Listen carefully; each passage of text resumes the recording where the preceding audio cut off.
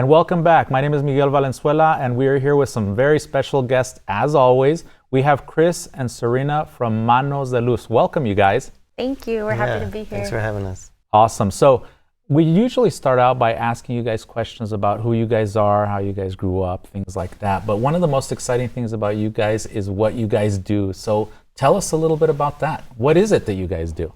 So Manos de Luz, massage and hijama, we do healing services. And we have a spectrum of different services people can get from us that are all holistic and natural. So we use first of all, we make our own healing products. Mm-hmm. So we make skin oils and, lotions and skin salves, chapsticks, and we use that in our sessions. And it's herbs from here in El Paso and desert flowers. And people really like that. You feel really moisturized getting a massage with this kind of products. Right. And all the medicine growing here is for the people in El Paso here. And then also we make different herbal tinctures. And we also do massages. Hijama is traditional Islamic blood cupping. Mm-hmm. And then we also do birth services and birth support. So blood cupping, I'm intrigued. What in the world does that mean? So it is an ancient, treatment for a lot of different things. Many cultures all over the world, all the way back thousands and thousands of years in Egypt, they found the first cups in archaeology. And we practice specifically Islamic.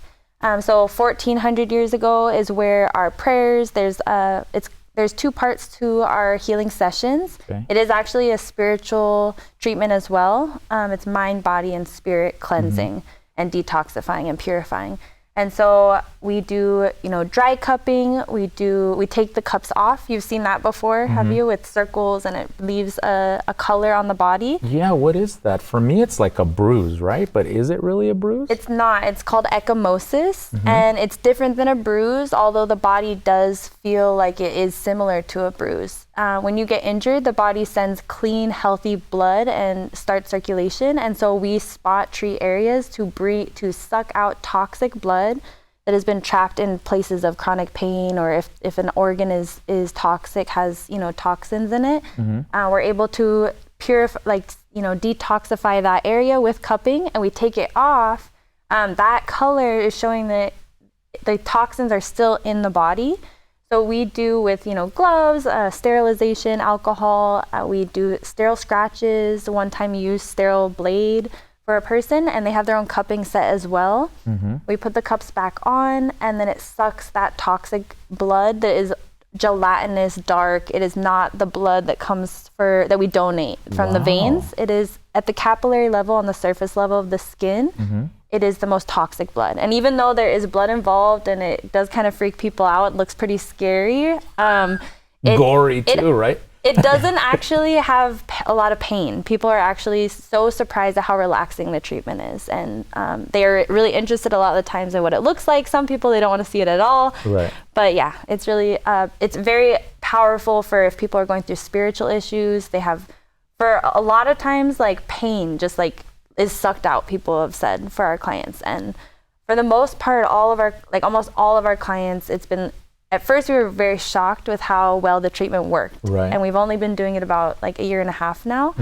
But yeah, we're really excited that we are able to offer this. Recently, a client of mine, she had a friend taking her in, and she's signed up to start practicing this, watching her friend get better so quickly. So that's cool. That was really cool. Yeah, I think it's really interesting how there are so many different ways to cure people, to help people. But one of the most interesting things that Chris told me was the fact that there was a guy that actually had some sort of a grayish tint after his cupping, which is incredible. Like, how in the world do you get that gray tint out of a blood system?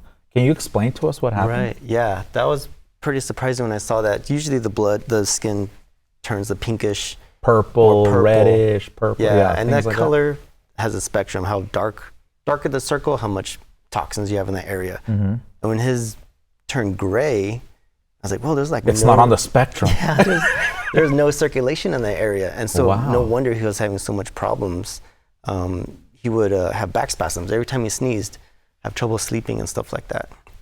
And so he came in for a few massage sessions and then decided to do the full 3-week hijama cleanse. and he's better. Yeah, his wife sings the praises. Like, he sleeps better. He doesn't kick me at night. He doesn't hurt when he sneezes anymore. And wow. Yeah. So that's a thing that is a process, obviously. It's not just something that you do one time and then boom. But after how many sessions do you think that would cleanse somebody or clear somebody up? Is it usually 3 weeks? Yeah, the school teaches a full body treatment is 3 weeks. The first week is the back, 7 points on the back, targeting the vagus nerve and all the organs. The second week is the legs, front and back of the legs. And the third week is the neck and the head. And it's also targeting the lymphatic areas, which helps the circulation, helps the body get rid of the excess waste that it's carrying. And it also comes with a meal plan. So it's kind of like out with the bad, in with the good. And hopefully it stays with the good, because if you just follow the bad routines again, then you're just going to get clogged up again. How do you guys help people stay in a routine? I mean, obviously they come in for a 3-week session. You talk to them, you give them all this information, but how do you keep them involved in that? Mm-hmm. That's a good question. So the holistic side of it, mind, body, spirit, so we can help with the physical. We can help with the body and detox and unclog the system. But the mind, you got to be in it. You got to want it. You got to know you're going to get better. You got to prepare to get better. You have to we even have journals. People do journals, dream journals, food journals. So it's just a part of the faith process. It's just have faith you're going to get better also. And so it's really up to the person. Mm-hmm. I mean, we keep tabs on them. They come in every 3 weeks, and if they have a specific issue they want to cleanse, right, after the 3 weeks, we focus on that area. And then it's up to them to keep going. So I had another question based on the whole kind of long healing process. Somebody comes in and says, I went to the doctor, like a regular doctor, right, as opposed to what you guys do. And they say, I have a kidney issue, for example. You had said that you can pull this blood or oxygenate or whatever into the organs. How do you guys get that deep, and how do you help somebody with a situation that could be more severe, aside from, oh, my back just hurts, for example? Yeah, and that reminds me too that I didn't finish explaining with hijama. It's 2 parts. Mm-hmm. It's called ruqya, is reciting Quranic verses. Okay. So it's the healing of actually certain Arabic prayers and certain parts of the Quran that are intensely protection. They just help with so many different things, like prayers against people being jealous of you, sending curses to you, evil eye, just anything that is kind of coming your way that is not on the good path. It's kind of like a time where whatever spiritual path that someone practices, we ask them to increase their prayers, increase charity, and it's kind of like your own customized 3-week healing journey. We don't ask just anybody to take it on. We're making sure that they're really ready and prepared and understand that it is going to be really kind of difficult and different. Mm-hmm. Something's going to be hard, whether it's the diet, no red meat for 3 weeks, or whether, no sugar, that kind of thing, or whether it's... That one would be tough for me. No sugar. For 3 weeks, and we do it regularly, this kind of diet to, do it with our clients or when we're doing hijama too on ourselves. And it is, it's really hard because sugar is in everything. There's toxins in everything. Our phones, the radiation. We actually, even with the the vaccines, there's all these heavy metals. Basically with our mentors, we cup over areas of issue, and it's just how massage is healing and how cupping and hijama is healing is circulation, healthy blood moving in the body. So all of it working together, and we also encourage chiropractics and acupuncture and all different types of healing ceremonies or different traditions. It all working together, especially how severe somebody is struggling with something. Yeah, whatever their issue is, for example. But your question again, the most toxic blood goes to the capillaries, and we're able to reach that toxic blood the easiest way through the surface level of the skin. Mm-hmm. And we believe with our way of life that this is a healing treatment that God has told us, it is a treatment for everything. And in this country, we cannot say cure, and we have to be careful about the things that we say about healing. But what we know is by our Islamic traditional ways, we do have our religious right to practice this as a healing ceremony for people of any religion, any way. You don't have to be Muslim to get it. Right. And it has been, you know, mixed with the verses and the prayers, and then this cupping for 3 weeks and the whole body. After this 3 weeks, people don't have to do it ever again. And it's just at that point, regular maintenance, once a year, spot treating things. And what about like getting deep into like something like a kidney problem? You cup right over where the kidney is, and you could do both sides. There's special, wow. So it's just like, so you're kind of attacking it from all sides. And depending on how many cups someone wants to do, it's hard to kind of say how long a session is going to be. Because what we've found is when we do cup, like say the whole back in the first day of that 3-week journey that people go on, it is like, wow, there's a lot of dark spots over here. I bet a lot of toxic blood might come out of this area. Sometimes we're putting the cups back on like 5 or 6 times, and it fills up of just, you know, all this toxins from their whole life. The first time people ever do this is the most toxins that ever come out. And then we, you know, get it done regularly, like, you know, because we do it. And every year we're just amazed at how little comes out because of, you know, we already did that initial 3 weeks. And the toxins, are you talking about like the color of the end result? Like I cup for a long time and I have a dark purple spot, that's probably a lot of toxins, as opposed to a light pink, for example? I'm actually talking about like the blood coming out and like filling up the cup. And like, no way. Yeah. Wow. Yeah. That's pretty crazy. Like many times. We do it until there's no more blood that comes out from that area, and the body tells us. That means that you're done at that point. So you've talked about philosophies, ideas, cultures. How, I guess, creative is this whole thing that you guys are doing? Because obviously the show is called Creative Thinkers. I'm sure you guys think outside the box. What is it that you guys do or helps you come up with these kind of way of doing what you guys do? So we work with the patient. When they come in, instead of us saying, we're the healers, we're the experts, we are relying solely on them telling us their story of trying to find root causes of where did this issue come, maybe? Like what chemicals are in your lotion? Like we survey people in their whole life. And then we're trying to find root causes, things that they could change.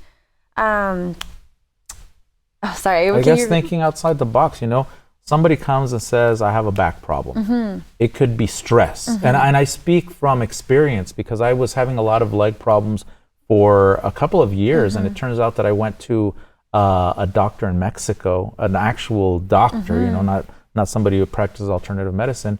And that doctor said, you know what, I already know that your back hurts. I don't want to know any other kind of medical situation. I want you to tell me the story of your life, what you're dealing with. And it turns out that I was stressed. The stress was causing the problem in my legs. So, Chris, when you are healing somebody and you're asking them all these questions, does creativity play a part in that? It's like, how am I going to attack this or approach this situation?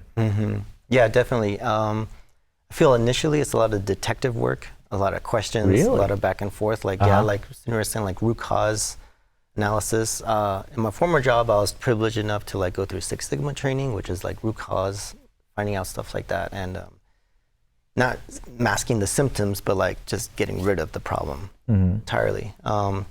Which takes detective work. And then if people don't like not doing sugar, or if the meal plan is hard, is finding different ways to do the same thing, right? So having an interview with them, with the client, and finding out what works best for them. Like so that's the first step. Yeah, that first appointment takes the longest because of all the dialogue back and forth, like trying to find out what the real problem is. And do you guys do it as a group? No, I work with the males, and Serena works with the females. But we encourage family to come with them and you experience the cupping together. And Yeah, definitely. We have people come watch, take pictures, take video for them. And wow, yeah, that's pretty cool. So it's a very open environment. So when you guys were kids, because I ask this question a lot, when you guys were children, what was your upbringing like? Because this is a very different, I guess, situation from how you guys started or how you guys grew up. What was it like? What got you into what you're doing today?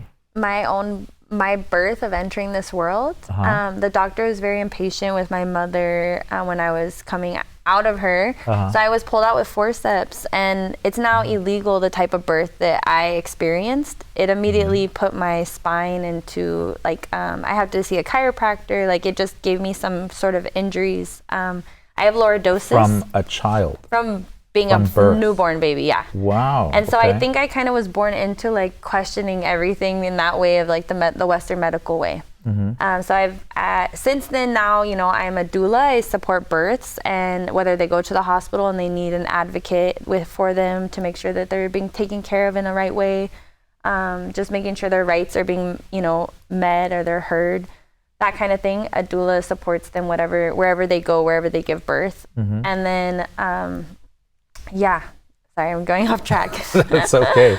I asked you the same question. What kind of upbringing did you have?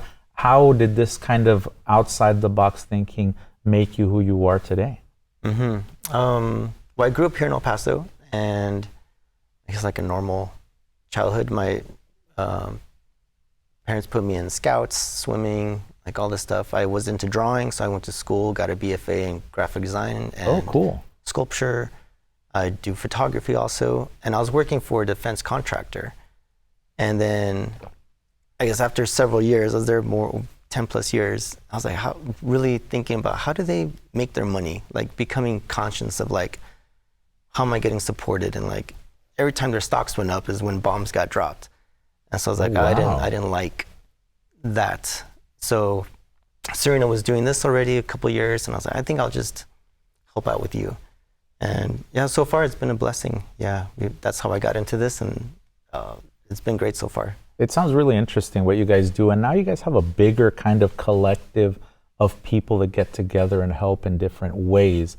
What is that collective called? What do you guys do? And how many people, and specifically, what is each one of their jobs? We're Desert Bloom Collective in El Paso. We started during COVID around just kind of doing birth support for people when there was not many natural birth options and you could only give birth in a hospital by yourself. And it was kind of a scary time for people. So we started during that time, and then now it's turned into just a whole group that is doing community events. We go to parks, and this next one is this week actually. And we're at the Noble House where we have our space.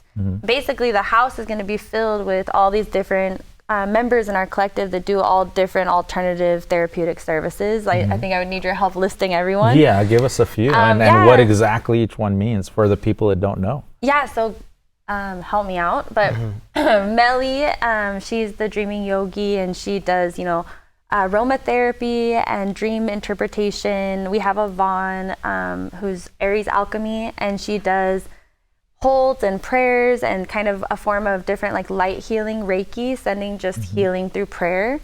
Ruben, you want to talk about Ruben? Ruben does Tai Chi, Qigong. Qigong, yeah. Tacto.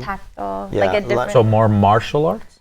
I think that's what Tai Chi kind is. Of like an ancient form of also like Reiki, how you hear that today, where we all have the power within us, like just doing this, like he teaches us, like this is very healing, just like putting your nails like this and like kind of feeling this ball of light immediately and knowing that we have this energy of like healing, like I could send you healing like right now. And you don't need to get a certification and pay money to like be a Reiki master. Like everybody has this type of healing that we just need to tap into, type of a thing. So we all have the power then, is what you guys are saying. How can we as individuals manifest that?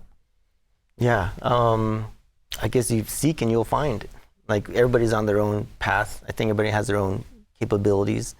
And once you start exploring what those are, and like the right teachers will come at the right time, synchronicities will happen to you. Just kind of like, just follow that path, and everybody has their own path. Don't be healing like I'm the healer from the ego, like, look at me, like knowing always that omnipotent. Like, all the healing is from, we believe God. So we're always like, giving thanks, like not trying to, take that power of healing or anything. Like we're just facilitators, and it's a divine encounter that we're all together here. So speaking of divinity, I think it's interesting because from the religious aspect, it's very different from what Western culture knows. How or what is it that makes you more interested in it? what aspects of Islam? Yeah. Yeah, what aspects of the religious or just kind of the ideas come into play for the way that you think? So about a decade ago, I actually, I went through a form of being possessed. Wow. And that led me to Islam, that led me to Ruqya, the healing verses of the Quran, and that led me to hijama. And I got these healing services, and those people that helped give me healing during that time, it completely, immediately helped me. And it was all just not what the world is telling me would help me. I only saw Islam from the TV and the news. And so even the thoughts I thought a Muslim was when I was Muslim and became Muslim and embraced this lifestyle, I was actually even fearful of what I had decided, and then later realized oh no, that was just also this brainwashing that I was getting from watching TV about what Muslims and Islam was.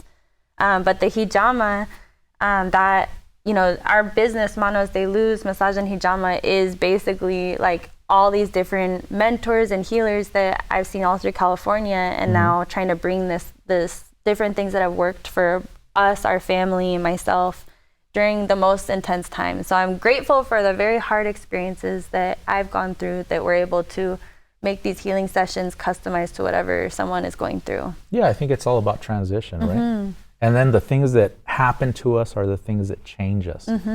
Most of the times for the better, some of the times for the worse. So your focus is to heal people and to help them feel better. Is that the only thing that you guys focus on? No, we have holistic mind, body, spirit, meal plans, health coaching, birth support if people want to give birth in different alternative ways, natural ways, or if they are going to a hospital because that's where they have to do with their insurance, we're there to help make that experience as much as they can make it there. Yeah, and talking about birthing, at what point does a female decide, I want to do this at home as opposed to with a traditional way of giving birth? Well, I had a traumatic birth of my entrance into this world, so I don't think I ever wanted to give birth in a hospital or go to a hospital very much growing up. But we had both of our babies at home. They call it a free birth because we never had to pay anybody. We did have... Oh, that's why they call it a free birth. Yeah. Interesting. I thought because it set you free. And liberation. I think it's both. Right. But it was kind of amazing. You have your babies at home. If we have the confidence, the knowledge, and experience, and we did get support from different midwife friends and that kind of thing. But we did our own prenatal appointments and that kind of, all that different stuff in all the responsibility in our own hands. But it was really beautiful and liberating, and you just have to believe the body's made for it, and the hospital is there for the emergency if we have to go there. Well, yeah, because we've been giving birth for millennia, tens of thousands of years, right? So it must have been something that has been going on forever. And what is the advantage of doing that other than saving the money? Is there a spiritual connection that you have? Well, it was also during COVID, and then we're hospitals for sick people right now. We felt pretty confident because the midwife clinic was down the street. There's a fire station down the street. There's a hospital 2 miles away from our house. So geographically, we're in a good spot to try this. And but spiritually too, you have to have a lot of faith. You have to know, okay, I believe this is gonna, not the hospital is gonna be a safe place for a lot of people. I would say even most people feel safer to give birth at a hospital than at home. But for us, I just felt the opposite, and even to the point where I felt the most safe just us, So everybody has to decide for themselves how they feel safe. Maybe it's having a doula, a midwife, a doctor, a whole team. Right, I absolutely understand that. One of the things that I found interesting, because we did when my late wife, when we were having our first child, we went to I don't remember the place. It's on McGoffin, Maternidad La Luz. I went to school there. Yeah, La Luz. So we went there, started there, and then we ended up saying, okay, no, we need to have more of a traditional.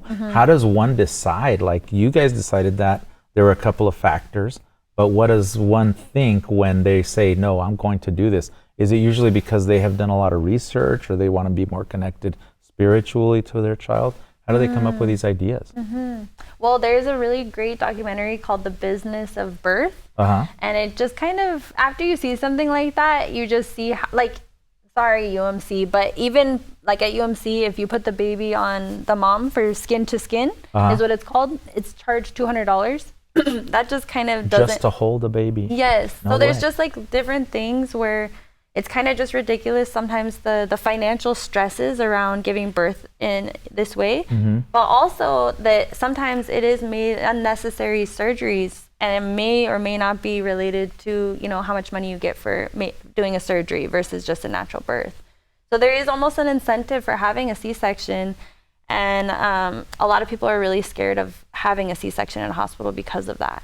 Wow. Because sometimes it's not an emergency, but you know, you kind of sign away your rights a little bit when things just happen and you don't know what's going on. Well, obviously you guys can't do C-section, so No. how do you guys handle that? Is it immediately to the hospital? I mean, if it gets down to that, you know? Yeah, that's why having a midwife is really important, is to, you know like when it's medically necessary to now switch things to going to a hospital.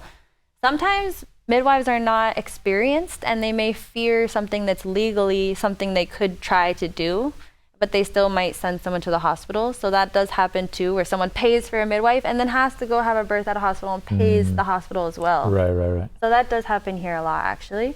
But for the most part, if somebody has, you know, a doula, has a community, a family, the stories around birth, so that they feel very well equipped and ready to give birth and they're confident, then it becomes easier for someone to have a more natural experience, I've seen. And you see that. And if you have continuous support, you know, through that pregnancy and labor, if the person is being heard and they're able to have the birth experience they want, it's going to feel right. At a hospital, at your home, you tend to be more comfortable, you know. You tend to like be more in your environment. Yeah, there's no stresses from all these other things. You can be naked and there's no one that doesn't know you and that kind of thing. Very cool. Or whatever. But also, again, like you have to have a lot of faith, and I think you do have to surrender at some point that everything's going to be okay. God has you, you know, and it'll be easier. It's all about having that faith. So here's my last question, because time runs out very quickly. Oh, wow. What advice do you guys have for the viewers as far as what you guys do? Chris? I would say drink plenty of water. Healthy water, not from the tap as best here. as you can. Yeah, the best water you can find. They say whatever your weight is, half your weight in ounces. So 100-pound person, 50 ounces of water. Oh, okay. So half your weight in ounces. Try to eat good food. Don't eat right before bed. Exercise, or at least stretch. I remember I was going through like health problems in college, and stretching got me out of that. So stretching, then exercise. And sunlight too. So absolutely. I would suggest spiritually speaking, any good advice? Yeah, I would say nature for me, just like going out, being out with the elements and nature, and then just making sure you're living the life that you're supposed to live and you're on your divine path, and that you're supported by people, especially if you're a parent raising children, like having community. And charity. I think charity too, like helping giving. Others. Absolutely. I think it's very important. So if somebody wants to get a hold of you guys, how do they do that? Chris? Yeah, maybe a phone number, Instagram, Facebook? We have a website called healingelpaso.com. Okay. You could search us Manos de Luz in El Paso. Our phone number is 915-209-2145. And we're on Instagram, YouTube. Manos de Luz, one word, or Desert Bloom Collective, one word. And you also said that you guys have some live shows sometimes. Well, yeah, if we do events, we like to, go live, or we like to share, just like try to invite more people. We do try to be accessible to the community for healing. So we do have prices and entry fees sometimes, or, at parks, but for the most part, we want to always try to help people that need help. It doesn't matter about money. So it's not about money. Very good. So again, I wanted to thank you guys for being part of this show. I'm really excited the fact that you guys were able to come, because we learned a lot from you guys. So thank you very much. Thank you too. Thank you so much for having us. Absolutely. It was our pleasure. So I wanted to thank all of our viewers. Again, my name is Miguel Valenzuela. And remember that we are on YouTube under EPCC TV, Creative Thinkers. And if you guys want to email me, my name again is Miguel Valenzuela. And thank you very much for joining us. And we look forward to seeing you guys again. Thank you.